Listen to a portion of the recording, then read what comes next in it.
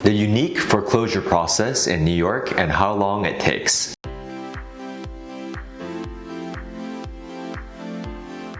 The foreclosure process in New York can take multiple years with ample opportunities for borrowers to ask for delays. This is primarily due to New York being a judicial foreclosure state with very liberal-minded courts that have always tended to lean and to be highly sympathetic towards borrowers versus lenders. How foreclosures are different in New York versus other states. New York is a judicial foreclosure state, which means the lender must sue the borrower in order to foreclose on a property. This is generally advantageous to the borrower as it extends the amount of time that the borrower can stay in the home before the case is either settled or the home is foreclosed. As you can imagine, borrowers generally don't pay their mortgage payments, their property taxes, their home insurance premiums, their common charges, or co-op maintenance fees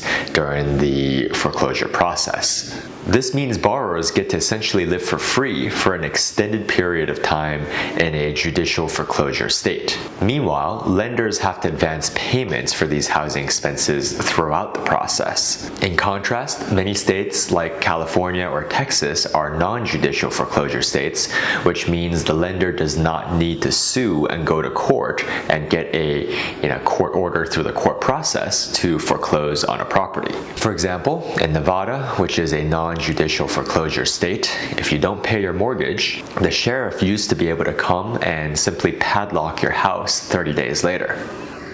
Now, I know that sounds extreme, but of course regulations have softened in favor of borrowers, even in Nevada since the great financial crisis of 2007 to 2008. But regardless, the process is still significantly more streamlined there in a non-judicial state versus in a judicial state like New York. The following infographic on the screen will illustrate which states are judicial and which states are non-judicial in the United States when it comes to foreclosures. Note that some states can be both judicial as well as non-judicial, often depending on whether the mortgage or the deed has language that allows a non-judicial foreclosure. For example, a power of sale clause. Furthermore, and for example, even though most foreclosures in Nevada today are of the non-judicial variety, i.e. conducted by a trustee per the direction of the lender, sometimes a lender will have to get a court-ordered foreclosure if they don't have the proper authority within the deed of trust. How long does the foreclosure process take? The foreclosure process in New York can take 3 to 5 years on average for a contested foreclosure, meaning that the borrower responded in any format. If the borrower doesn't bother to respond to the notices and the foreclosure goes unchallenged, then the process can take as little as 6 or 7 months, which is actually considered extremely fast for New York. A borrower may get to keep the house for free if the process takes longer than 6 years. A contested foreclosure is not only extremely costly for a lender due to the lender having to advance housing expenses on behalf of the borrower during all of these years, but because the statute of limitations applies and kicks in at 6 years after the borrower's last payment. This is because lenders typically accelerate the loan, which means they ask for a full repayment on the date the summons and complaint is filed. Therefore, the statute of limitations applies to the entire loan amount after 6 years. Don't believe it? We've heard of a borrower in Queens who was able to drag out the foreclosure process for more than 6 years. Then they were able to raise the statute of limitations defense.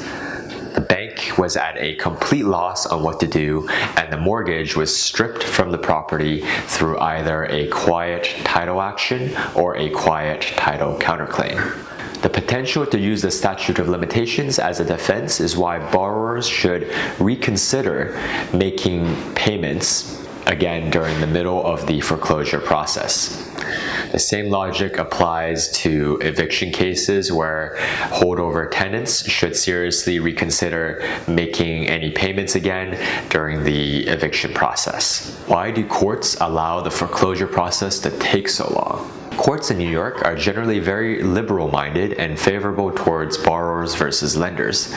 This sentiment was pervasive post the great financial crisis of 2007 to 2008, when judges felt that banks should really be doing their utmost to pitch in and help borrowers stay in their homes, especially after receiving billions of dollars of government bailout money from programs such as TARP.